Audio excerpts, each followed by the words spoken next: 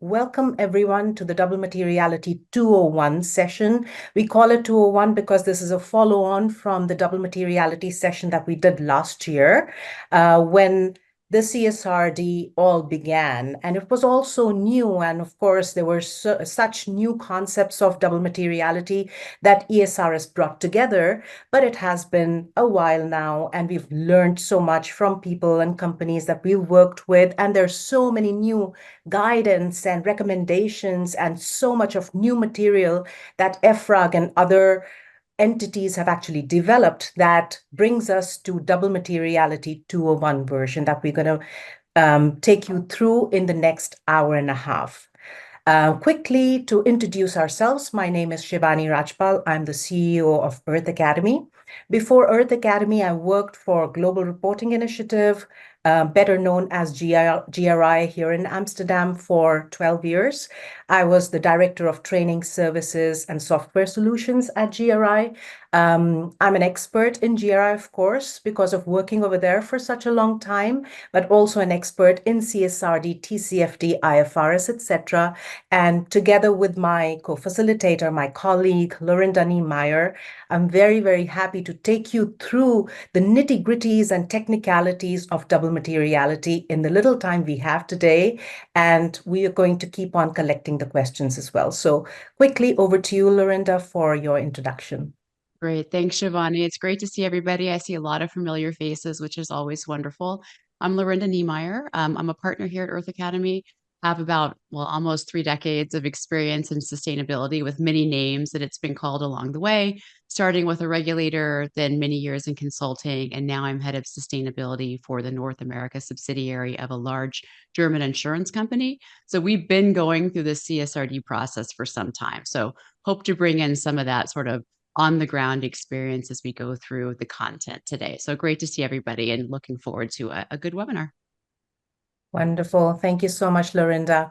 Quickly, we're going to take you through the context of double materiality in the context of CSRD and ESRS as well, of course. Quickly take you through the concept, and of course, we're going to take you through the action. How do you put all of that concept and context into practice? You are all going to be muted throughout the session because there are quite a number of people, so it would be very difficult to collect questions through audio. So what we would do is we're going to collect the questions through chat. So feel free to send your questions over to me directly. I will be doing the first part of the presentation, and I'll hand over at one point in time to Lorinda, and we're going to keep collecting the questions and have about 20 minutes towards the end to address those questions. Whatever we can address today, we're going to happily do that. The other questions we're going to incorporate in our future newsletters, and we will make sure that we'll bring those over to you in some way or form. So with that, let's go ahead and start talking about double materiality in the context of ESRS and CSRD. So CSRD is the Corporate Sustainability Reporting Directive, which is the EU regulation, and ESRS, just to kind of not use this jargon or acronym just like that, just to say ESRS is the European Sustainability Reporting standards that is actually needed or is used to report against the CSRD directive. So that's kind of really how we use these two acronyms interchangeably. CSRD is a regulation, ESRS are the standards to apply the regulation. There are lots and lots of steps going through when you actually put your ESRS or CSRD aligned report together. For example, you start with going through a lot of different standards, the set of compiled standards from the ESRS, you work with your team, you determine what is material, which is central to your CSRD reporting, which is the focus of this particular session today, which is double materiality. Determining what is material consists of many different elements. The 4 parts that we're going to cover in this is really how do you understand context? How do you identify the impacts risks and opportunities, which is central to determining what is material, where the other standards kind of stayed at topic level. ESRS goes into the impacts, risks, and opportunities to test them and assess those material impacts, risks, and opportunities based on the criteria for impact materiality as well as financial materiality. And finally, the outcome are your material impacts, risks, and opportunities that you need to report on through the disclosures itself, and you need to report on the process and the outcome as well. So this is kind of really, in a nutshell, determining what is material. But of course, materiality is one of the foundational steps within the whole big journey of CSRD that the organizations take and go through. It's a team sport. It's something that you do not do in isolation anymore. As sustainability departments, you work with your finance team, you work with your other important teams within the organization and put together your sustainability report. So we're going to really go through it in detail, but to focus on the part of or the critical step of materiality throughout this webinar. With that, of course, CSRD, as I was saying, it's a game changer for companies' sustainability reporting.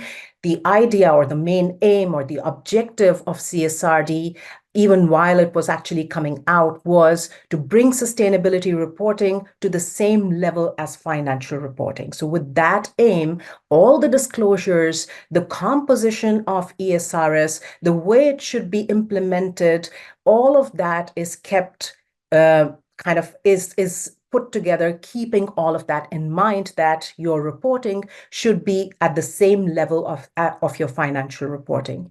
So what it means is really that when you look at the CSRD or when you look at the European Sustainability Reporting Standards, there is an expanded scope. It's not similar to what you've done with the other sustainability standards before. There's an expanded scale. There's a huge rigor that comes with your sustainability reporting when it comes to ESRS. There is a requirement of assurance, meaning that there is a lot of accountability and responsibility back on the shoulders of the organization to actually put all of those processes in place that are assurance proof. So assurance is mandatory there. There is regulatory enforcement, meaning that if there is, if the organizations do not adhere to CSRD fully, then there is also non-compliance issues that come with that. The most important thing is that the timing is aligned with your financial report, which is not what the organizations have been used to from their past sustainability reporting practices, where the organizations would finalize and put together and finalize their financial report first, and then come to their sustainability report and launch that a few months later. That is no longer the case. The timing has to be aligned fully with your financial report.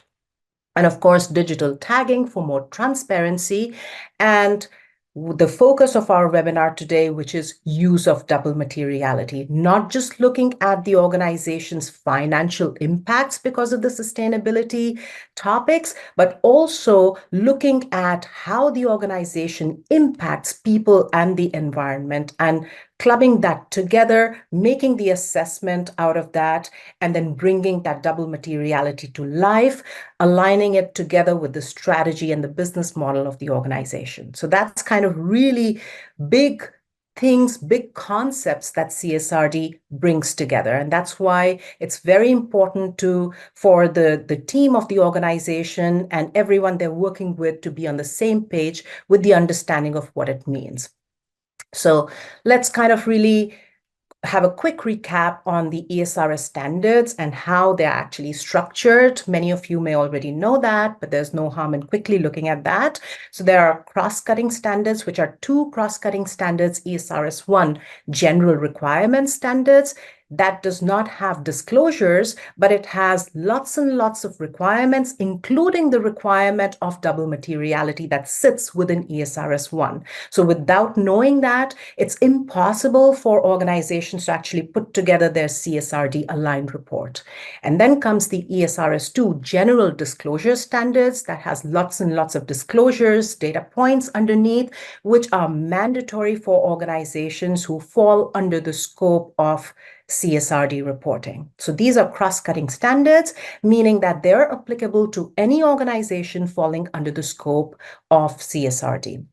And then we have the topical standards, which are under the categories of environmental, social, and governance. Environmental has 5 different topics, social has 4 different topics, and governance has 1.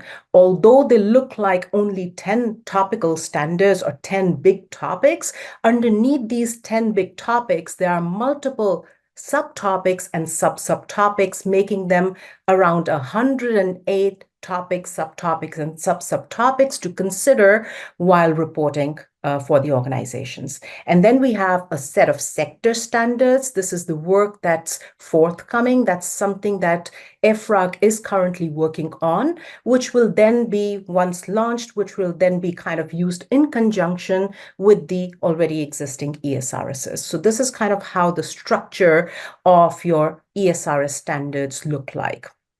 Quick poll before we actually move forward, just to kind of check your understanding. Which are the required disclosures or parts of the disclosures irrespective of materiality assessment? Meaning that irrespective of your double materiality assessment, what all things are the organizations mandated to include in their reporting as soon as they fall under the scope of CSRD? Is it ESRS 2, E1 climate change, all topical IRO 1 disclosures, A and B, or A and C? I've started receiving the answers. We have about 30% participants already responding, a variety of answers included in that. So very curious to see how this is shaping up. I'm just going to give a couple of seconds more to quickly collect further answers for this. We are on 60%.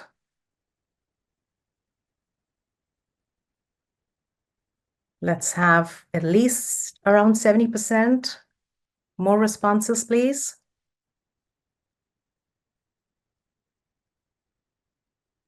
Okay. All right. We're close to 70%. We're going to close the poll now. Thank you so much for participating in this. I see from the answers that you've provided, you've selected A and B, meaning ESRS 2 and E1 climate change, as most of the participants, 33% of participants say that it's A and B. 24% of participants say it's ESRS 2.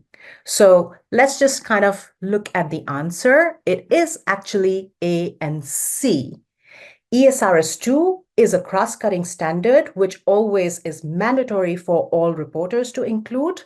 But at the same time, the all topical IRO 1 disclosures must be included as part of the mandatory reporting, whether they are material or not. We're going to come to that in a moment while we take you through how it works. But just a clarification that at the time of the draft standards, E1 climate change was supposed to be a mandatory topic, but that was changed as soon as the European Commission adopted the standards. It basically said that if any organization deems E1 climate change as not material, then they would have to include a detailed description of their process for materiality, explaining how E1 climate change was not material for the organization, but it is not mandatory. So looking at that, keeping that in mind, we're going to move to how this is kind of used. So just a reminder, ESRS 1 and ESRS 2 are required irrespective of materiality, meaning you have to apply all the disclosures from there and all the requirements from there. The topical standards are subject to double materiality. All of them are subject to double materiality. The exception is with the topic-specific IRO 1 disclosure that are present in all of the environmental standards and in your governance standard. So irrespective of whether any of these environmental standards or your business conduct standard is not material, irrespective of that, you would still have to report on your IRO 1 disclosure, explaining what you've done to screen that in or out. So you'd have to explain in a lot more detail than your generic materiality process for these particular topics, irrespective of whether they're material or not. So that's quite important, and that is what needs to be kind of included as part and considered as part of your double materiality as well. Very, very quickly, kind of looking at the whole concept of double materiality, it's a combination of looking inside out and outside in, meaning that when you're looking at impact materiality, you're basically looking outward. You're looking at, from the organization's perspective, what are the impacts on an ongoing basis that the organization makes on people and on environment.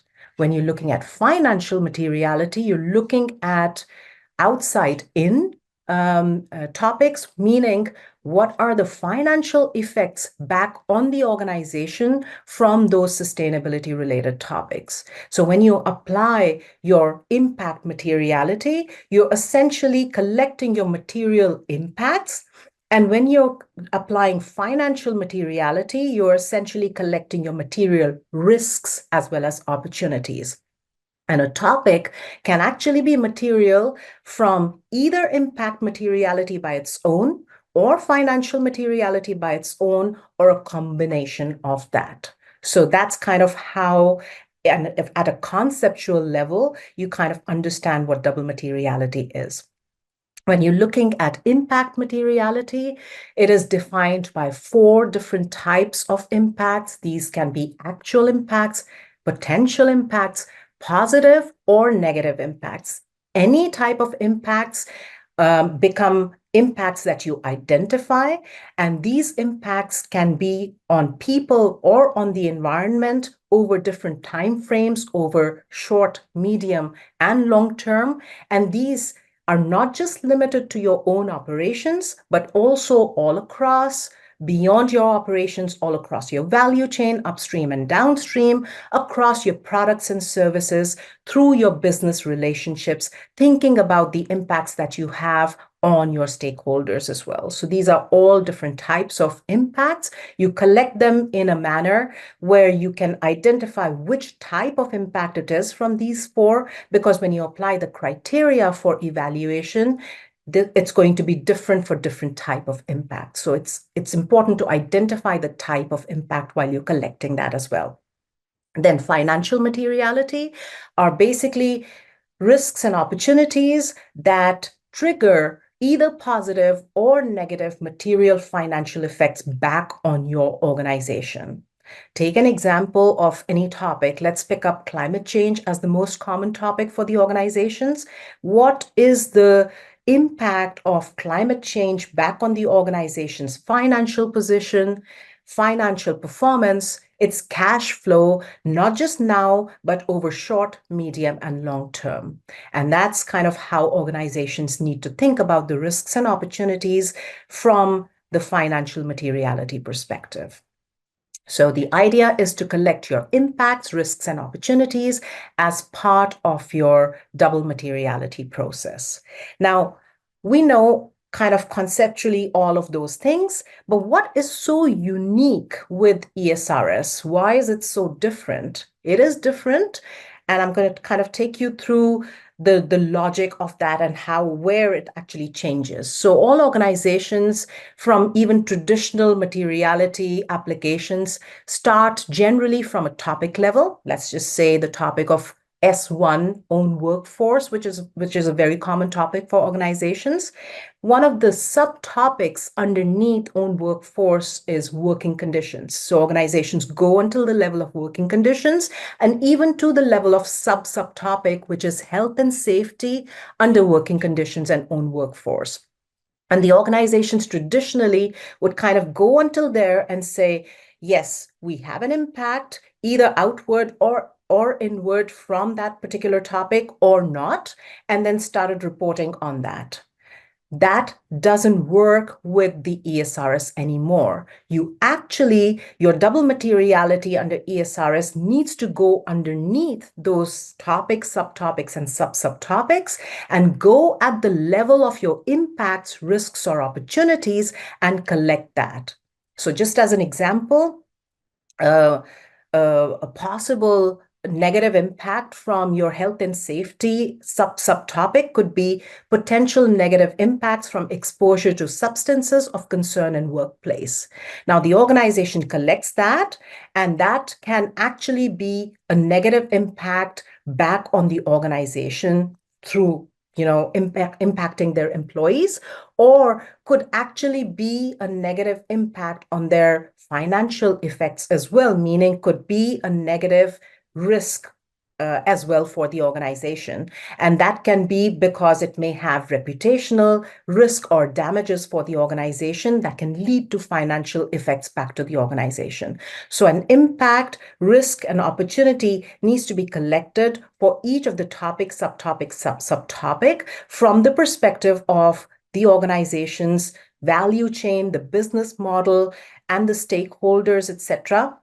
And then from the identification part of it, then those IROs need to be kind of connected back to the business, meaning it needs to be looked at from the perspective of whether there are impacts, risks, or opportunities. They need to be then assessed for materiality using the different criteria for impact materiality as well as for financial materiality. Then the list of the finalized material impacts, risks, and opportunities are the ones that go back and are reported in your disclosure SBM3. And finally, those material impacts, risks, and opportunities don't stay there. They actually go back and tie back to your sustainability matters, from where you actually go back to your original topic, and from that original topic of ESRS, go into the disclosures, the topical standards, and the ESRS 2 minimum disclosure requirements to start reporting on them. And of course, don't forget about the extra entity-specific topics that you may have included as part of your double materiality process. So this is kind of a circular process that starts definitely from topic, subtopic, subtopic, but doesn't stay over there, goes all the way to impact, risks, and opportunities, and comes back into your sustainability matter to actually determine what is the information relevant for those impacts, risks, and opportunities that you're going to actually report on as part of your sustainability report. So that's kind of conceptually how it works. Quick takeaway from all of this is really we kind of start with the ESRS 1 application requirement 16. So this is those 10 topics. Those 10 topics have subtopics and subtopics. In total, they are about 108 of those topics, subtopics, and subtopics, all of which the organizations have to go ahead and screen in or screen out. That's mandatory. So organizations, for their ESRS reporting, have to start with that list of the application requirement 16 of topics, subtopics, and subtopics. From there, they need to determine if there are any material impacts stemming from those or any material risks or opportunities stemming from those. If either of that is true, or a combination of that is true, then you need to report on those material impacts, risks, and opportunities, and include that list into your SBM3, which is your list of material impacts, risks, and opportunities, and go back and report on your IRO1, which is the overall process that the organization has actually gone ahead and taken for your determination of material impacts, risks, and opportunities. So that's kind of really a whole process that the ESRS expects you to follow from the perspective of double materiality, and this is how you kind of integrate back into the disclosures. So when it comes to double materiality, each company basically there are certain principles that you have to follow. So the what part of it is actually definitely prescribed, but what is not mandated or prescribed is how you're going to apply that. So each company would have to follow their own kind of principles of how they actually implement that, ensuring that all of what is actually covered in that, they can design, they have flexibility in designing that. The important thing is the alignment with all the requirements of the double materiality as part of the principles. That is non-negotiable. That is something that is mandatory. And those are outlined in the ESRS 1, Chapter 3. What is definitely not what is definitely is mandatory is the list of your ESRS 1 application requirement 16, that list of your topics, subtopics, subtopics, and your entity specific topics included as part of your double materiality, and that ensuring that the process that you go through meets the assurance requirements and it stands up to the regulatory scrutiny from the perspective of all the stakeholders that are looking at it, the assurance providers who are actually following the mandate from the regulators as well. So all of that needs to be taken care of. When it comes to kind of a regulation or regulatory scrutiny, what we kind of learn from the assurance and the enforcement priorities are we have kind of gone into a few core sources, which is the Committee of European Auditing Oversight Bodies, CEAOB, which is responsible for putting together the assurance guidelines, which are expected to be launched in 2026. They have already provided or come up with broader guidelines for assurance back in September last year. That's about a 15-page document that the organizations can already go through. Enforcers, regulators are already kind of looking at that. Assurance providers are looking at that and referencing those documents and elements from that for integrating what comes as part of the methodology for assurance. And ESMA, which is the European Securities and Markets Authority, which basically is the body who's going to be helping the enforcers in putting together ESRS or CSRD as national law and enforcing that that actually is implemented throughout the European Union. So again, enforcement priorities from ESMA were out in October 2024 as well, and we've kind of integrated the links over for those two documents over here for you all to reference. What we've also done is throughout the slides today, we've kind of peppered through the learnings or outcomes from these documents, but of course, for kind of thorough reading, you should go back into those documents. Those are not very lengthy, but important information kind of sits in those documents for you to be looking at. And very quickly, kind of looking at it from the perspective of where companies should focus on, keeping the enforcers and regulators in mind. Consistency of process absolutely is the key. You need to adhere to the standards. You need to adhere to the standards from the perspective of the intention of where those disclosures are coming from. The consistency of implementation across the organization, making sure everything is documented is super important.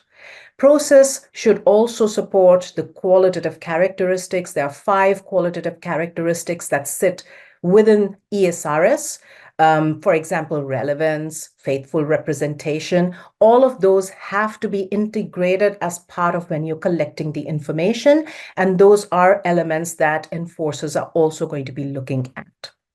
And of course, as we've talked about, double materiality process in ESRS is nothing without your material impacts, risks, and opportunities. That's the key focus of your double materiality, and that should be the outcome of it, associated with what the companies are going to be reporting on based on those material impacts, risks, and opportunities, and going back to the data points, to the application requirements and many more elements that sit within the topical standards. So these are the elements that you need to kind of really be looking at from the enforcer's point of view. And we're not just kind of saying that, we want to take you back and really kind of word for word explain what they're saying. So what I've said in the previous slides, the CEA OB guidelines basically really say a lot about assurance practitioners looking at the process that the organizations have actually put in place for materiality. So you really have to have that documentation, that consistency, that following the qualitative principles is quite important. And ESMA says that there is the information, the organizations have to look at it from the perspective of including meaningful double materiality assessments. So that's where your assurance providers are actually going to be looking at, and even going granular on your sustainability information to check whether that information meets the qualitative characteristics or not. And of course, you need to start with the carefully assessing whether the organization's existing processes that they have been using traditionally for their sustainability reporting, the systems, the controls are still fit for purpose for elaborate CSRD and ESRS reporting or not.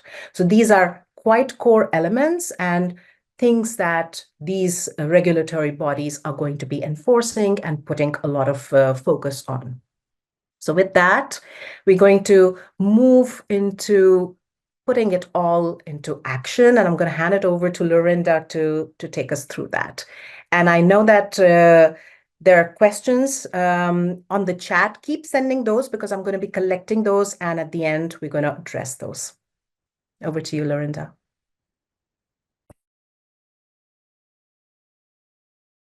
Sorry, Lorinda, you're on mute.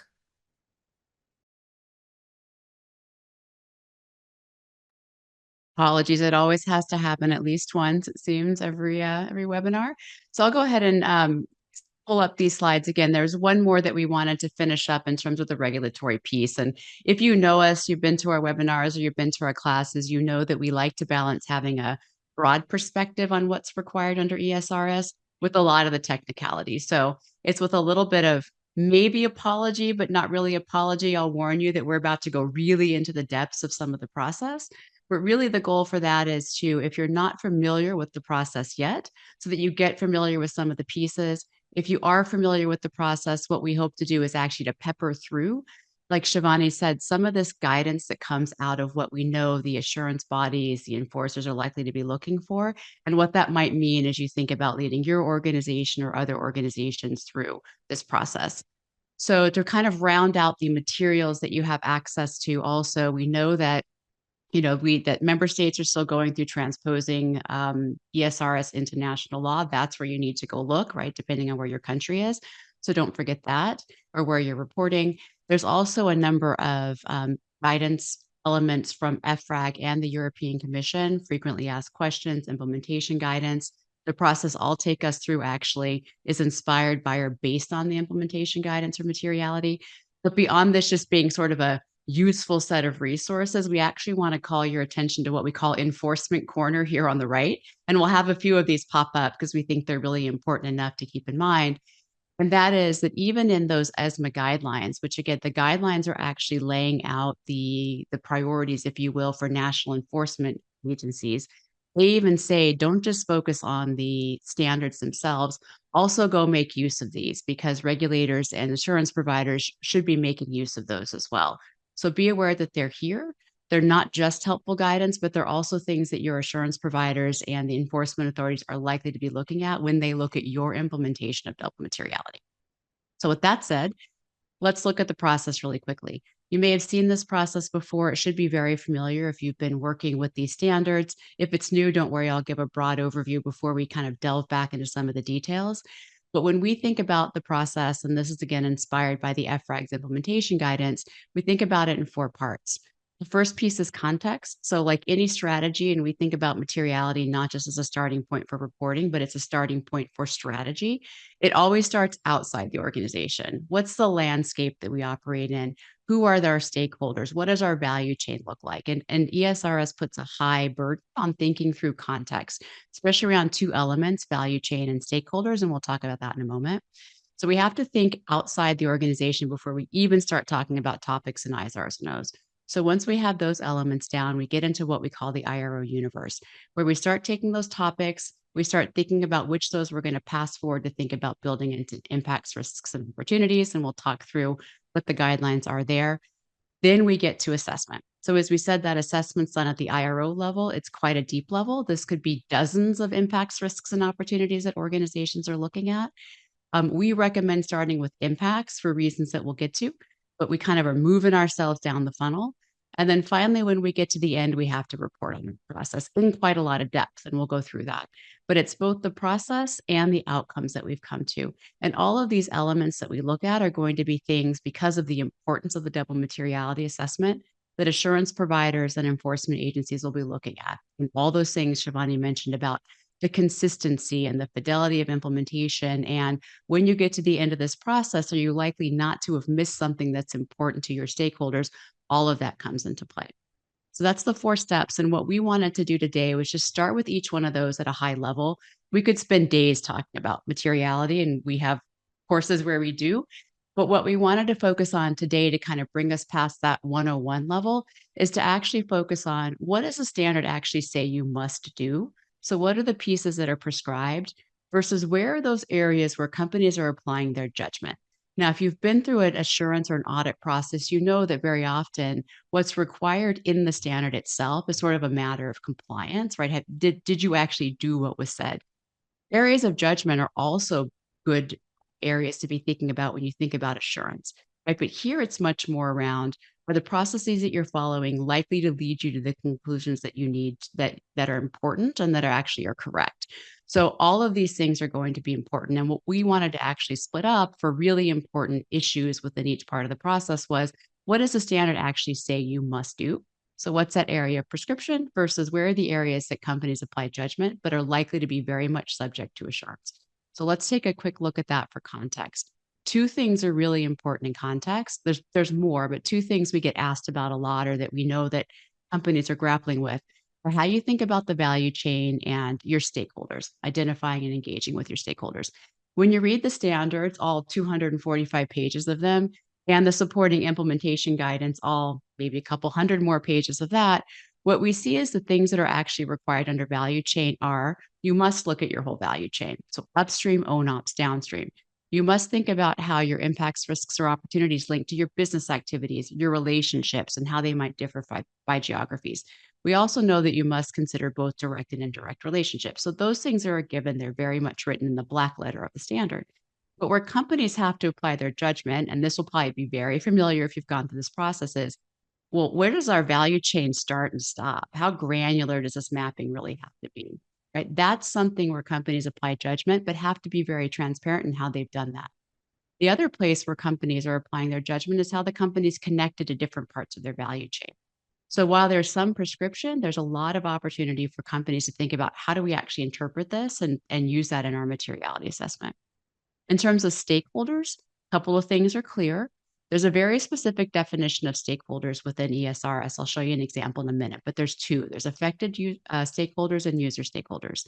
The other thing that's also very much required under stakeholders is we need transparency on what links are to our sustainability due diligence. And we'll talk about that in a moment. Where companies apply their judgment, right, is really in more of the how. So who are these stakeholders? Companies need to use their judgment there. What do specific due diligence processes look like? The ESRS does not prescribe that the conduct must look this way. It's that you must be transparent about that. So how that looks and how you report on it is something that companies need to think about and is subject to assurance. Then, of course, how stakeholders are engaged, right? Those days of sending out surveys to a million stakeholders it's not going to get you the kind of information you need in a quality way under ESRS. So how you think about that and how you describe that, companies need to think about how that works, what's fit for purpose, and that's something that is likely to be looked at when you think about the assurance process. Now, just a really quick overview. We like to bring in examples because we know everybody's sort of, for those companies like the company I work for, the first official reports are coming out in the coming weeks. But we did have some good examples from sort of the early adopters, and we like to show a couple of these. In terms of the value chain, right? This is something that a lot of companies think about. This is, there's a lot more detail behind this, but this is kind of a good example of how companies might be thinking about using judgment in their value chain. What's really important when you think about the value chain are things like, can we understand what your activities are? Do we know what your business relationships are? Do we know what products or what your business model looks like? And what this company's done is they've done a nice job of actually mapping those things together. So, this should be included in their materiality assessment, but this is a nice sort of upstream own operations, downstream approach to how these elements come together. And all of these are going to be really important to really understand, well, where are our impacts, risks, and opportunities? Where do they arise, right? Because we do have to be transparent about those. So just a really quick example, it's the what you do, it's the who you do it with, and it's sort of what you produce at the end of that value chain that becomes really important when we talk about value chain and is likely to be important to your assurance providers. Flipping now to stakeholders. Stakeholders are another really important area within ESRS and also within double materiality. Two types, as we said, we have affected stakeholders. So those whose interests are or could be affected both positively and negatively by your activities, both direct and indirect, and your relationships across the value chain. So you can see why having this perspective first is important to even be able to know who are our affected stakeholders. A couple of interesting things within stakeholders in ESRS is there's this idea of silent stakeholders. So nature might be a silent stakeholder. And then there is the expectation that how you think about your affected stakeholders should reflect how you think about sustainability due diligence as well. Again, there's no specific piece that says your due diligence must look this way, but it's expected that that you think about that, you reflect on that when you think about your stakeholders, and there's transparency around how that looks. So that's your affected stakeholders, and they play a really important role when we talk about double materiality. But the other group of stakeholders, our user stakeholders, are important too, because it's those users who we target when we think about the idea of material information. So the users are other stakeholders. What's interesting here is these are primary users of general purpose financial reporting, as well as other users. So if there were any doubt that there's an expectation that this reporting be on a par with what people who are looking for your financial reporting are looking for, that removes a piece of that. And these are all of the other stakeholders who are looking for information and expecting to see information around your impacts, risks, and opportunities. So these two types of stakeholder groups play a really important role. And there are disclosures that go into quite a lot of detail around who they are, how we engage them, including in the materiality assessment. So one quick way that you might think about presenting this information, right, is one of the things that we talked about as a hallmark in this new world of ESRS double materiality is the level of granularity that we do both for the assessment and in our reporting is really quite different. It's quite a lot deeper. And so what we can see here is one example of how you might actually start to draw that through line that ESRS expects about your affected stakeholders and how that links back to your activities across the value chain. So one nice example here we see in the middle, this is a value chain. This is a media company. Upstream activities, own operations, downstream. So we see this nice mapping of the activities themselves, sort of similar to what we saw a few slides ago. But what you see here are the stakeholders who were affected directly from these activities. So, this is much different from what a lot of companies do. Here's a list of stakeholders and sort of some, fuzzy detail around how they're impacted or what their role is. But here you can see we start to draw a very clear through line between those activities, relationships, and who those stakeholders are. This is the kind of information that's really helpful as you start to think about transparency for stakeholders in an ESRS world. Another thing that we wanted to highlight here in our enforcement corner is we said that there's a high bar and a high focus on stakeholders because it's such an important part of the double materiality assessment. And it's just an important part of understanding material information as well. So one quick snippet directly from the enforcement priority says, ESMA, which is the enforcement agency, says, we expect that issuers, that's the companies reporting, provide full transparency in their disclosures in accordance with these two disclosures on how they identify and prioritize the stakeholders with which they engage. So it's a clear flashing light that this is something that your assurance provider should be looking for, and that regulatory agencies are likely looking for as well, right? So this level of granularity will be really important as you move forward. The next part of our process, that's context. And before we even talk about topics, like we said, it's really important to have that context in mind because things like topics or impacts, risks, opportunities, impacts or risks on people and the environment, right? We need to kind of understand how we fit in there, who our stakeholders are, before we can even talk about topics.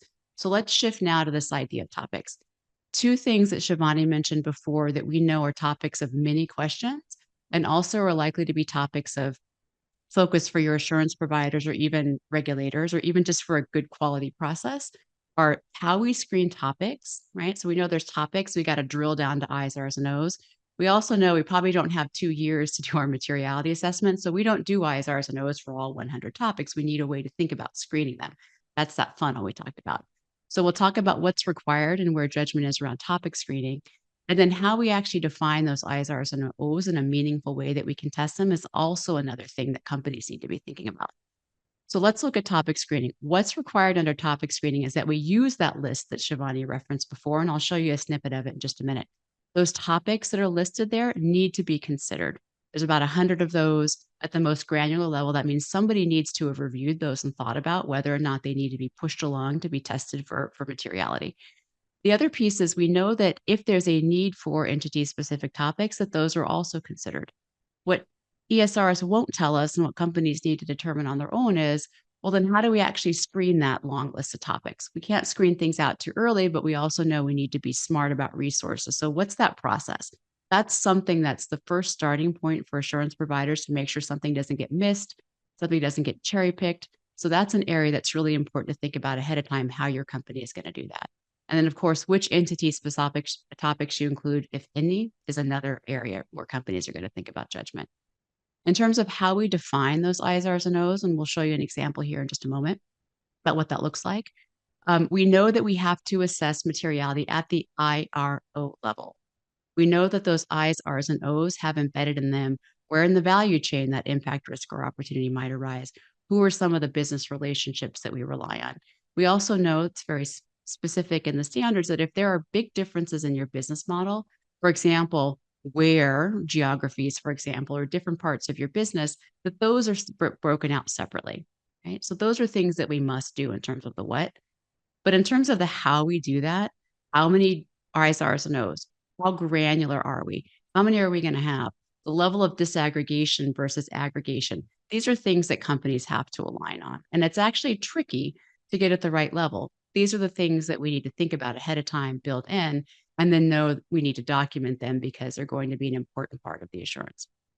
So just really quickly moving into that AR16 list, as we like to call it. And I'll show you an example here in a moment of how a topic, in this case, E2 air pollution, can become impacts, risks, and opportunities that are testable.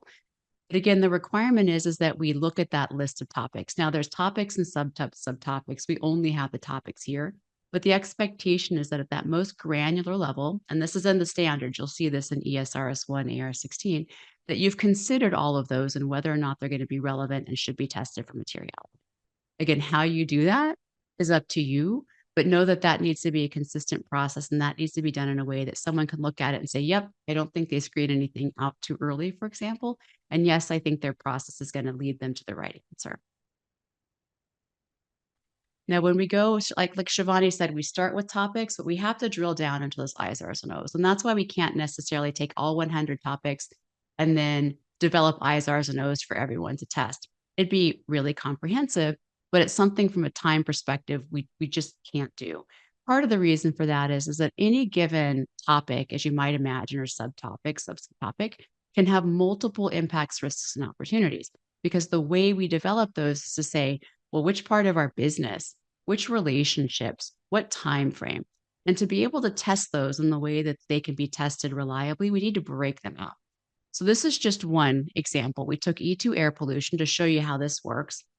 E2 air pollution, our business activity is in our own production process. And we said that the business activity that we're looking at for impacts, risks, and opportunities are particulate emissions from production processes. We're in our own operations. We're looking at those particulate emissions. And now we ask ourselves, we start with impacts. What are the impacts that might arise from that? So we're in one topic, one part of our value chain. Here are 4 potential impacts, risks, and opportunities. You could imagine if we wanted to be thorough and take all 100 topics, you could have hundreds of impacts, risks, and opportunities. So it's always a judgment call about how deep we go for any given topic or business activity. So here's one way that this particular business activity can become ISRs and Os that later on can be tested. So maybe we have 3 negative impacts and one. Like Shivani said, an impact can be negative or positive. It can be actual potential. So we have 4 types that we're always thinking about. One might be health impacts in local communities, which is negative and happening now, it's actual. One might be air quality in local communities, negative and actual. One could be a habitat loss for native species, a negative impact that's potential over the medium term. So we can't bundle that with others. It's different. It's different from the others. And then one positive impact could be grants we're making for alternative processes that address this issue. Be positive and it's an actual. So we're starting to sketch out what those impacts, risks, and opportunities are. It's an iterative process, but what you might imagine is because we know that we have to think about what the business activities are, where in the value chain they arise, if they're positive or negative, and so on, they need to be captured separately to be tested properly. So those are impacts. Let's shift to risks for a second. Part of the reason we say we should start with impacts first is impacts can often become risks or opportunities to the organization. So it makes some sense to think about them in that way. Exact same topic, exact same business activity. Let's look at risks and opportunities, right? Financial effects back on the organization, positive or negative. Now, we might have fines to remedy those health impacts. This is a risk from a negative impact. We might have cost to remedy air quality issues in local communities, right? We said that was an impact. That's a risk. We could encounter increased input prices because there's ecosystem loss upstream. That's based on a dependency that we see in our organization. That's an important place to look. And then maybe we come up with new products that have a lower pollution footprint. That's an opportunity for us. So here for one topic, one business activity, we have 8 things that we're going to put forward and test in terms of impacts, risks, and opportunities, right? It's really important that we're at that right level of granularity. And this thinking that goes behind here and the testing that goes with it is very much part of that process that needs to be assured and assurable. So once we have those impacts, risks, and opportunities, we have to move forward to how we test them, right? So part of, it almost makes some sense in some ways to work backwards. And that's one of the tips that we'll give you. But knowing how they have to be tested will give you some insights into how you need to define them in ways that they can be tested. So again, what we're going to do now is we're going to look at these impacts, risks, and opportunities that we developed. And we're going to look at, well, then how would we actually go about testing those? Before we do that, let's take another look at what's required under ESRS and then where the companies are going to apply their judgment. So there's 2 things that if you've done this, you probably have grappled with. There's 2 areas where we get a lot of questions, and we know there's a lot of, FAQs and things that address this. One is what the scoring looks like. What are the criteria that are used to score an impact, a risk, or an opportunity? The second question, which is probably the one that's trickiest for a lot of folks, is thresholds. So we know that we have to use thresholds to decide, well, which of these impacts, risks, and opportunities are going to be considered material or not. That requires using a threshold. And this is an area that we get a lot of questions on. Here's what we can say about what's specifically required by the standards. And then again, those areas where companies need to determine how they're going to do it and do it consistently. So in terms of the scoring for an impact, risk, or opportunity, there are criteria, and I'll show them in just a moment, that companies have to use when they score an impact or a risk or an opportunity. Because impacts split themselves into 4 different combinations, actual potential, negative, positive, there's actually different combinations of criteria for scoring those. That's why it's so important to get them at that level where you can test them. That's one thing that we know is required for the standard. The next thing we know is required is impacts have to be assessed on their own. So we can't take one negative one and one positive one and say, well, we're going to net those out and that's going to come off our list to test, right? It's very specifically referenced in the standard. The last thing that we have for all of the difficulties in thinking about financial impacts back on the company, the testing or the criteria for risks and opportunities is a lot more straightforward actually than it is for impacts. We have 2 criteria we have to use. One of those is magnitude and the other is likelihood. So that's what's required for how we think about scoring. The criteria themselves are described. the impacts are on their own, and then there's also specific criteria for risks and opportunities. But where companies have to apply judgment are, how do we define those criteria? So we'll show you in a moment that scope and scale, for example, are two criteria under impacts, but how you define scope and scale and how many levels you use, 3 levels, 5 levels, 6 levels, 10 levels, that's something the company needs to determine. And whether or not high scale is 1 million people or 50,000 people, these are things that companies decide and need to have be in a position to be assured. Links to your broader enterprise risk management, especially when you think about risks and opportunities. Most companies already have a way of thinking about what's a material financial risk or opportunity for our business. Linking to that makes good sense. Companies decide how they do it, when they do it, and describe that. And then, of course, which stakeholders are involved and how. ESRS doesn't tell us how to engage those stakeholders. They tell us we need to actually have their perspectives, and we can do that in different ways, but we need to be transparent about how we do it. Right. So a few guardrails, and in between that, lots and lots of judgment that companies have that they have to go to do this process. And it's the same thing for thresholds. All ESRS tells us is you must use thresholds. You have to be transparent about what those are, but what they are, they don't say, right? It comes back to your criteria. We know that we need to be transparent on how we link our materiality assessments to our due diligence process, but what those practices are and what they look like, that's up to us as companies. And then there is the idea or the requirement that when thinking about negative human rights impacts, that the severity of that, which is the scope and the scale, should take precedence over the likelihood when it's a potential. But again, whether that means that every other criteria on a scale of 1 to 5, a 3 is material, but a 2 is going to be material for a negative human rights impact, companies decide this for themselves. But being transparent around that and being consistent in its application is what's really critical there. So scoring and thresholds, kind of both a couple places where, again, some guardrails, but a lot of decisions companies have to make in the middle. And all of that needs to be captured in a way that is assurable and enforceable. So just so we sort of remove any doubt about how important this process is in terms of what you capture, we wanted to pull out a couple of quotes, both from the assurance guidelines as well as the enforcement guidelines. And here we know that the assurance practitioners are expected to assess the consistency and logic of the scoring methodology that's applied by these companies when they prioritize their material topics. So that's both the criteria and the thresholds. They're looking for consistency and logic to make sure that you don't end up with one material IRO, for example, right? It needs to be at a level that's logical and it needs to be applied consistently. And then on the enforcement side, very clearly, these material topics need to be scored using established criteria, and transparency in how your thresholds are defined is critical for credibility. So don't overlook the importance of actually being really clear and thoughtful on how this is done and really, really consistent in its application, right? If you do nothing else, kind of aligning on what those things are ahead of time and how you're going to apply that's going to be really important to the overall process. So just a couple more things we can look at there to bring that to life a little bit. And apologies if some of this is old hat for folks, but just so that we're all kind of on the same page. As we said, when you're scoring or thinking about scoring and assessing impacts, the reasons we have to break out those I's, R's, and O's with such granularity is that we score them differently. There's 4 combinations. We have positive actual potential, negative actual potential. And as you can see, the criteria that we use are different. If we don't break them out in a way that we can score them properly, then you're going to be able to, you're not going to be able to do it. You're going to have to go back and break them out. So, you're always going to be looking at scope and scale. Scale is how broad, either negative or beneficial, is that impact. And then scope is more like how many people, right, does that impact if you want to think about it. So we start with the positive. When it's potential, we always layer in likelihood. For negative, we layer in this idea of irremediability.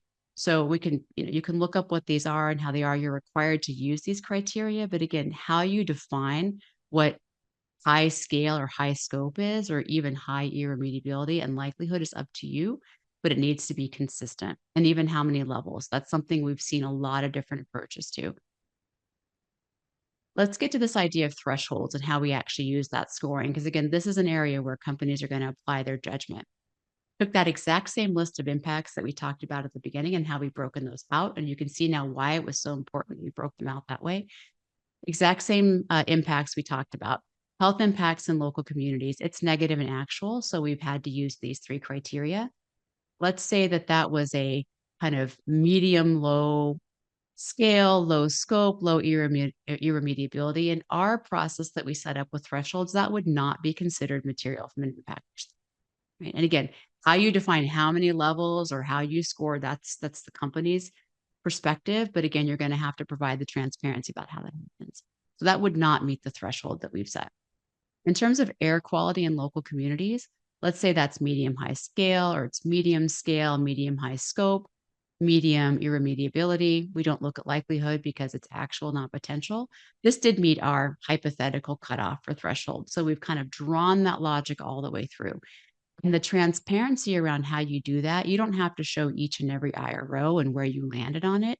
But the transparency about what's happening in the back end is very much part of what you do have to be transparent about. And the consistency of that is very much going to be a part of the assurance that happens here. So that's impacts. When we look at the financial materiality piece, again, it's a bit more straightforward in terms of the criteria that we're using, even though it's hard to put dollar amounts, as we all know, on some of these impacts. But for risks and opportunities, we're always using the same 2 criteria. It's always magnitude, either the negative or the positive financial impact, and the likelihood of those. And the reason that we like to start with impacts is that we know that sometimes these impacts, like we said, can have impacts back on effects back, financial effects back on the organization. And it's good to have those sort of sorted in terms of what's material. Now, doing this process very much means that you're probably working very closely with finance, should be working very closely with finance and your risk folks, right, to make sure that you're using a consistent lens in terms of what's material, in terms of an actual financial effect. What are the thresholds? And that's exactly what we would recommend. So let's look at the risks really quickly, risks and opportunities, same set as before.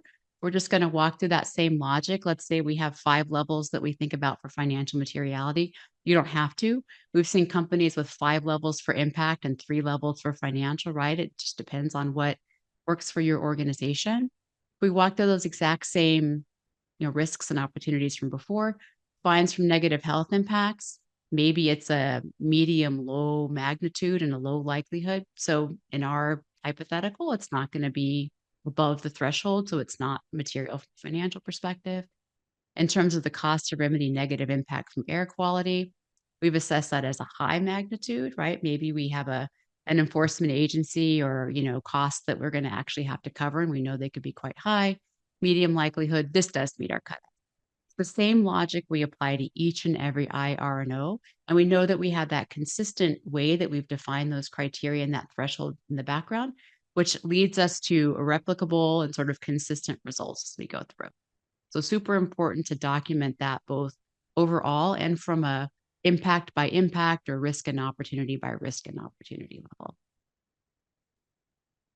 Now, all of that said, right, this feels like a lot of detail. It feels like a lot of granularity. If you've done materiality assessments of the past, you know that it probably didn't look like this. You might imagine, as we said before, this is just one topic in kind of one business activity. Here we have 4 impacts, risks, and opportunities. Seen materiality assessments where they may be starting with 60 or 70 impacts to test and maybe 30 or 40 risks and opportunities, right? That's a lot of pieces to keep track of and to go through and assess. So how those come together, how granular those are, they need to be broken out in a way that they're meaningful to test, but companies are going to have to go through an iterative process to kind of get them at that right level, right? And what we report on at the end, right? There's a reason that we broke out this process to be so detailed, because when you get to the end and you report on that process and you report on what actually comes out of that process in terms of the impacts, risks, and opportunities, there are some very, very specific questions that we need to be able to answer. And if we haven't built those into the process, then we'll get to the end and say, oh, maybe we're going to have to go back and redo some of the process. So, we go through the process start to finish, but it's actually really helpful to think about where it needs to land and make sure you've worked that in before you even start. Let's talk about the first big one that comes out of materiality, and that's that IRO1 process. So we have to talk about the process that we use to identify our impacts, risks, and opportunities and assess which ones are material. So these are things like with which methodologies and assumptions, what processes we use to prioritize them and identify them, what the decision-making process was all along and what the internal controls were over the quality of that information. So ESRS is very much, to bring it up to that level of financial materiality or financial reporting. That idea of controls is front and center, super important. How we integrate them into risk management if we do, what data sources we've used, and any changes from previous years. And remember, those 6 topical IRO disclosures that live in the topical standards are required to report. And sometimes they're quite specific about how they ask about how you've incorporated certain elements of climate risk, right? Read those first to make sure that you've built them in and that you've reflected that when you do your thinking. Okay? So that's the process. The other piece is the outcome. So we report when we get to the end of our materiality assessment, not just which topics ended up being material, but the specific impacts, risks, and opportunities themselves. So we need to have those captured, where they arise in the value chain, for example, what the current and anticipated effects of those might be. That includes financial effects of those risks and opportunities, how resilient our business model and our strategy is against those impacts, risks, and opportunities, any changes, and then any entity-specific disclosures. So you can imagine with this level of detail, that has to be built in upfront to be able to report on that. So really important to be thinking about that and putting that into the process. And just a couple other things we'll get through before we kind of wrap up and have time for questions. One is just how we present this information. So if we have to report at the IRO level, what you might imagine is the matrix that all of us are so used to, right? You kind of align things on a matrix. There's been different things on those axes. And we say, okay, well, all this stuff is what's going to be material. Well, in this world, that's not going to be enough to actually report on what you see here. So it doesn't mean that the matrix isn't a helpful visual, but this is the level of detail that we need to be getting ourselves to. What's behind these topics, right? What impacts, risks, and opportunities link back to them? That's the level of reporting that we need to do. And so in the world that we're kind of moving into, we probably are going to be seeing far fewer matrices, although they're still helpful for visualization. And it's just going to look a whole lot more like this, right? This is a table that reports on those impacts, risks, and opportunities, where they arise in the value chain, what the risks are, if they're linked to an impact, and so on and so forth. So you can still keep the visuals, keep that information, but no, you're going to have to dig under that a little bit. Now, the materiality piece is just the starting piece of how we think about material topics, right? Those are matters. The idea of material information is what actually needs to come out of that as well. So we said before, there are some things that you have to report on regardless of the process that you've just gone through for materiality. Those are those ESRS 2 disclosures and these topic specific IRO 1 disclosures. And if you take nothing else away, that's one thing that's really easy to miss when you read that. A lot of people are surprised, like we said, and we saw that here, that those are actually required. So you got to read those first and build them in. But then when you get to your materiality assessment, even once you kind of come up with that set of topics, there's another process that you go through. And that is any given piece of information material, right? So we don't forget about that material information. And so once we've done that process, we need to kind of go through a series of steps. Is that topic actually covered in a standard topical standard? And if that answer is yes, if the answer is no, you look at entity specific information. But if the answer is yes, we move on to the next piece, which is a given disclosure requirement under that topic material? If the answer to that is yes, you go at the data point level. So if you've read the standard, you know that there's disclosure requirements and then specific data points you have to answer. If the answer to that is yes, then that is considered material information, right? We can't really get as much into the scope of that, but this is kind of what we call that material information. If that actually does end up being material, it's required that we provide that information. We report on that information, right? And then the question, of course, is you might be thinking, well, what if we don't have that information, for example? So one thing we want to talk about a little bit before we get to what the enforcement agencies say about reporting on that material information. One more very quick poll, and Nanya, if you don't mind bringing up poll 2. Another fun fact, maybe it's not fun, but important fact actually in this case. So the question is, what is an acceptable standalone reason to omit something that's material information? So remember, you've gone all the way through that process and you've said, yep, material information. I think I might omit it. So what is actually what are acceptable reasons? Is it we don't have it? Our legal department said we shouldn't report it. That information is confidential, or both A and C. We don't have it or it's considered confidential. So I'll give just a few minutes to actually go through this. And again, what we're omitting is information that you've actually gone through the process and you've said that is indeed material information. We'll give a few more seconds for folks to answer that.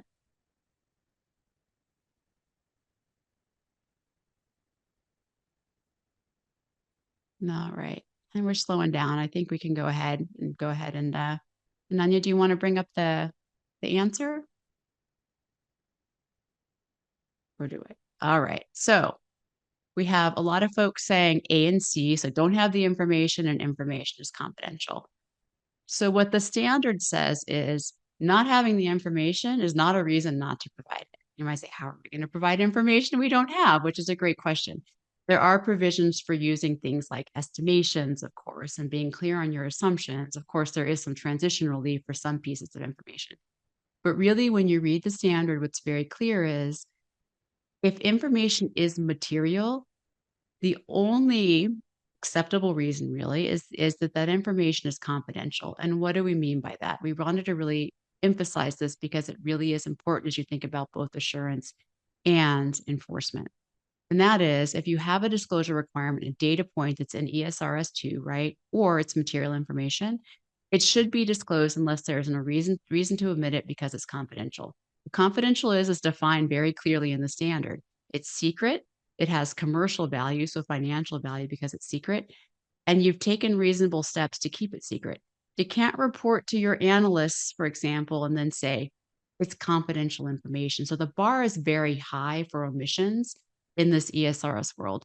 And again, like we said, to remove any doubt about that, we can pull up what the ESMA itself says about omissions. And they say very clearly, as a general rule, the ESRS do not envision cases where the lack of data justifies the omission of disclosure of material information. A really important point to take away. So if you omit something because it's confidential, you need to be very clear about why that's the case. But it also is part of the reason, good news wise, it's important to do a really good materiality assessment because if it's not material information in line with the materiality assessment, you just leave it off, right? It's not an omission in the same thing. So it's also another reason from a strategic point of view, from a reporting point of view, that the quality of your materiality assessment is really so important. And so don't forget that piece of it. Before you start, it's really important, as we said, you've seen that level of depth, and we went through it really quickly. Hopefully, you kind of took away a few technical aspects, or if you're new, you can kind of understand a bit of the big picture. But a few things to take away before we kind of turn things back over to Shivani and we take your questions is, start with the end in mind. We just talked a little bit about what has to come out of this process. So think about that first before you even get started. Most companies aren't starting from scratch.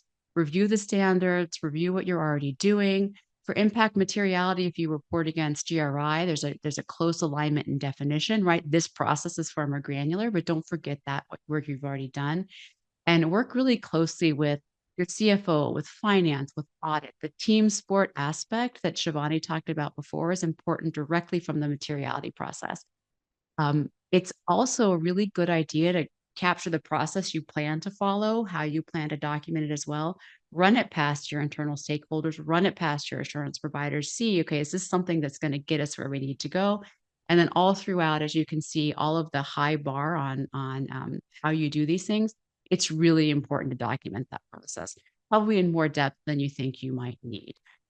So lots of detail. I'm going to stop talking and we'll kind of pull ourselves back out of the weeds for a moment. But hopefully you've at least been able to take away a few things that maybe you didn't realize were really truly required here, and really do use some of those assurance elements, those enforcement elements, not just to make this tick box. That is not at all what we're talking about.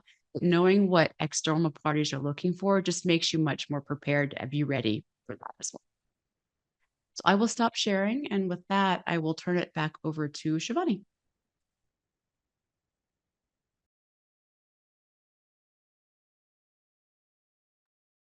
Okay, great. Thank you so much, Lorinda. I've been collecting questions. We're going to come to that in just a moment, but just for everyone to understand, CSRD is a beast. It's a lot of information. It's a lot of things that CSRD has. So upon requests from participants who we've trained in the past, we've actually built a CSRD hub. That's a hub for capacity building for CSRD. We do provide trainings, we have tools, we have support at different levels.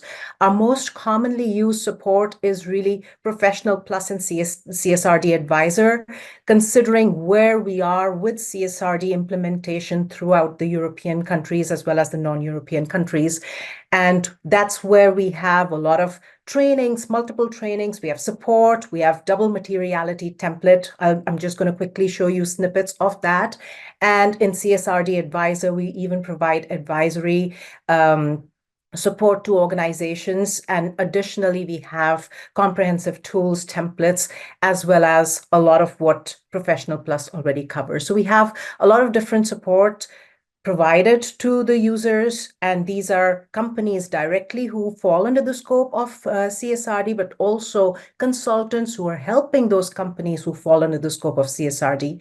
Upon public demand, we are also working on topical standards trainings, and we are going to shortly bring together E1, S1, and G1 trainings made available to you all. So keep an eye on our LinkedIn, keep an eye on our next things that we are doing. So follow us there to really stay up to date with this.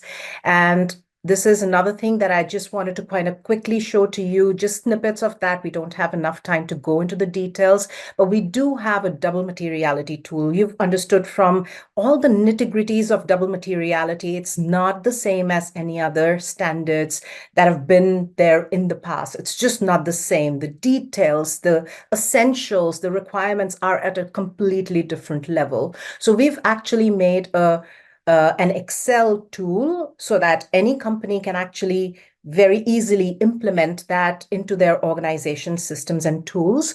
And we basically have like an 18 to 20 tabs within that Excel tool, where we have, starting from the process that Lorinda took you through, which is understanding context, through to reporting on your IROs. We've kind of incorporated, and you can see the snippet over here for all the different kind of tabs that we have. We have integrated calculations for your methodology for threshold, for impact, and for financial materiality. How do you actually go and determine your impact materiality and financial materiality? How you ensure that you are actually going through all the application requirements, 16 components, and not miss out on anything. This tool is an assurance proof tool so that you can actually really build on you can actually work on preparing for your assurance in the future for your double materiality process. So again, in this short time, I can't take you through this in more detail than this, but if you're interested to get a demo of this, you can always contact us through email, learn@earthacademyglobal.com, and we're going to be happy to take you through it and go ahead with the demo. So with that, Q&A time. I have been receiving some questions which I've been saving over here. So let me kind of quickly, step by step, take you through. If we're not able to go through all the questions, we're going to make sure we will put it in some way or form over to you.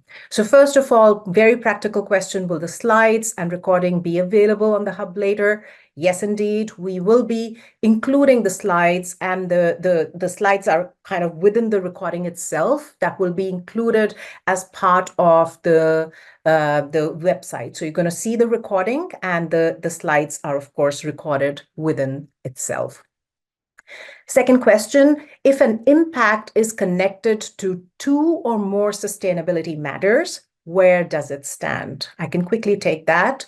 So basically, as Lorinda was explaining, and if we go back to the application requirement 16, we actually have to go into each topic, subtopic, and subtopic to see whether there are impacts, risks, or opportunities or not. And beyond that, we also have to include any impacts, risks, and opportunities stemming from any of the entity-specific matters. So where there are impacts that are connected to more than one sustainability matter, they would have to be kind of collected separately. Their magnitude, their scope, their scale has to be looked at separately and assessed for materiality. So it could very well be the case that in one sustainability matter, the impact is so high that it becomes material, but in the other one, it may not be deemed material. That could be the case. It could be the case that in both cases, that impact is material. Irrespective, that impact must be reported in accordance with those particular sustainability matters individually. So that's how basically the expectation is with respect to impacts, risks, or opportunities. Another question, if a company is, for example, very water intensive, but has a very high water recycling level, and thus the final water withdrawal is low, is it an impact or not? Lorinda, I'm handing it over to you. So I think this one actually it's not exactly the same concept, but it's kind of similar to what we said about looking at impacts on their own. So you don't sort of take an element of where the impact is and how it's managed and use that to kind of remove it from your list of material topics. One way or that you want to test, material impacts you want to test. Let's say something happened with that recycling or something changed internally, right? That water withdrawal remains very much a material impact, most likely for your organization. How you manage those impacts or the actions that you take is what we call them, the policies, actions, the metrics and targets you might have. Those are things that you do. That's how you think about reporting on them here. So what you're really looking for are, in the risk management world from an impact perspective, in this case, you might consider these the inherent elements of the impact. If you have high water withdrawals, those high water withdrawals, that's a topic that you should be testing for impacts. You can report on how you mitigate those impacts through your policies, actions, metrics, and targets, for example, or the other data points. But we don't leave them off because we say, well, they're well managed, so therefore it's not material, right? That's very much, that is an area that ESRS is really clear on in terms of thinking about those gross impacts or those impacts on their own. The terminology sort of changed.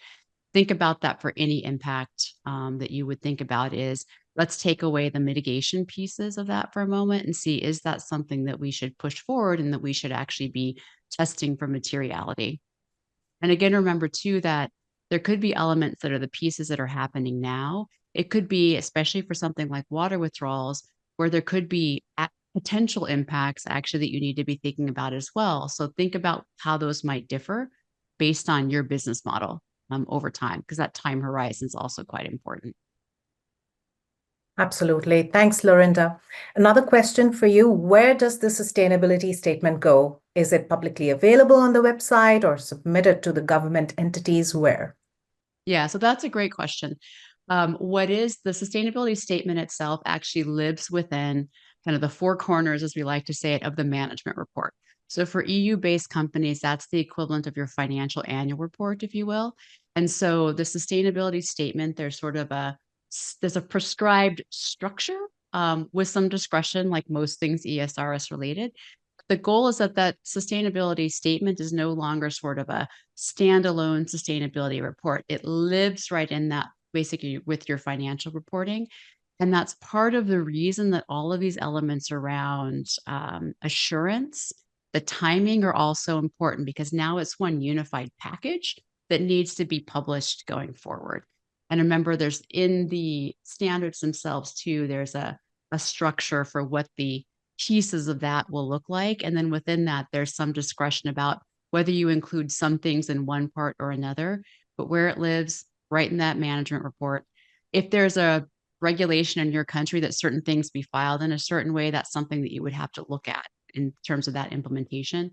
But from an ESRS perspective, there's a very specific place that needs to live. And that, like I said, is the management report at the same level of assurance at the same time as the broader reporting. Wonderful. Thanks, Lorinda. I'm going to take the next one. It says, should impact assessment and financial materiality assessment be sequenced? How are they interconnected? So in the CSRD, in the European Sustainability Reporting Standards, it's a recommendation that you start with your impact materiality and then go on to the financial materiality. That's what the implementation guidance also says. And the logic for that is that some of your impacts may actually turn to financial impacts as well. So that's why you kind of start with the impacts to not miss out on any of those that may turn in the future to financial effects as well back to the organization. But otherwise, from the perspective of required sequencing, there is no particular requirement for that, but that would be the logical way to going ahead with that. How are they interconnected? We basically kind of covered in the beginning of the session that a matter can be material from an impact perspective or from a financial perspective or both. So one of the doubts that sometimes companies have is that they always have to be from both dimensions, and that is not true. An impact just by itself can be material, a financial materiality element can be material from a risk and or opportunity perspective, or a combination where a matter is material from both dimensions can also be material. The difference is, so this is how they're interconnected, but the criteria you use for actually determining whether they're material or not are different depending on whether that's an impact, risk, or an opportunity. We have a whole masterclass on double materiality. We have an advanced level masterclass. So if you're interested to kind of really going ahead into the details of that, I would really encourage you to look into that. The next I'll just question. add one thing on that, if you don't mind, Shivani, because from a practical perspective, it's also just helpful as a sustainability leader when you think about your strategy, and materiality is so important for thinking about strategy as well, is sometimes it's just a matter of time before something that's an impact becomes something that's a risk or an opportunity financially, if it's not yet. So, we talked about the fines, from air quality issues or health impacts, right? The air quality or the health impact is the impact that can have financial consequences back. Even things like, policies that you have internally that might lead to additional turnover in your workforce, right, can also have financial impacts back on the organization. So the relationship between them is really important. And a lot of the time, it's just like we said, it's just a matter of time. And so thinking about those sequentially can really be helpful in thinking about, oh, that could be something that could have a financial effect on us, positive or negative. Yeah. Absolutely. Great. Next question, which I can very quickly take, is how will regulators assess the rigor with which companies address value chain and stakeholder engagement? So throughout the session today, we've been talking about how enforcers are really focusing on different elements. Value chain information is definitely a part of it.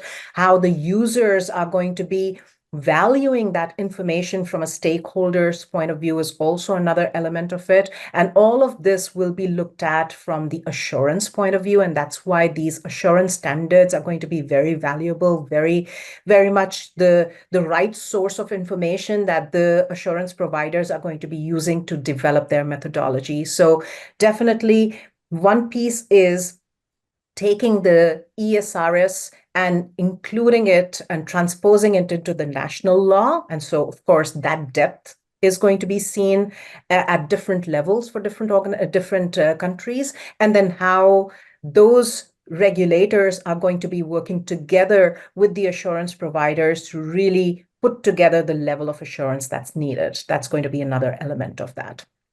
And from a practical piece there too, is that, very often that level of granularity is really hard. And that's why we called that out as an area of judgment, but it also makes it sort of a target of the assurance. So there's a little bit of that, well, what do I do with that?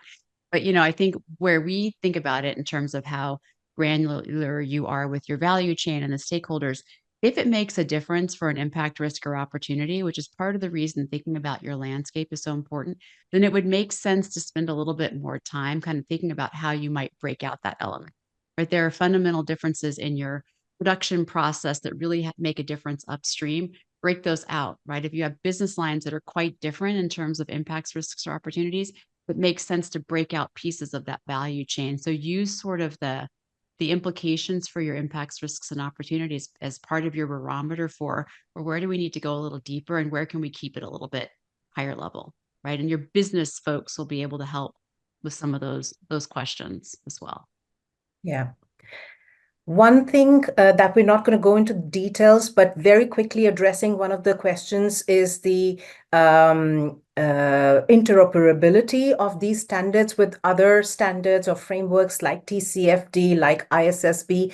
Please go through the interoperability documents that are part of the EFRAG material. You will find all of those details over there. With that, I'm going to take one last question because that's kind of quite related to what we just recently discussed, and hand it over to you, Lorinda, for that. Does a company do the company have to use the same number of levels of consistency across impacts? For example, if one impact is assessed, let's say at level 6 of increased granularity, but the other impact may be assessed on 2 or 3, could that be possible? So most things are possible. It's part of a matter of, are you going to get to the right answer, I guess? So I would question, why would you assess one type of impact on a level of 5 and one maybe on a level of 6 or 2? What we see much more often are impacts might have so many levels, and then risks and opportunities a different number of levels, because we might want to align that with how we think about those things from a business perspective. And maybe there's only 3 levels in our financial, risk register, but we want to be more granular in impact. So it needs to be a meaningful number of levels that you're looking at. Where we often see that more as not so much the number of levels of criteria like scope and scale, for example, but where you set the thresholds. So you might say there's a couple of impacts that we know would be so grievous or so irremediable that we're going to set a lower threshold on those so that they're more likely to trigger as material. That's how we might see that a little bit more.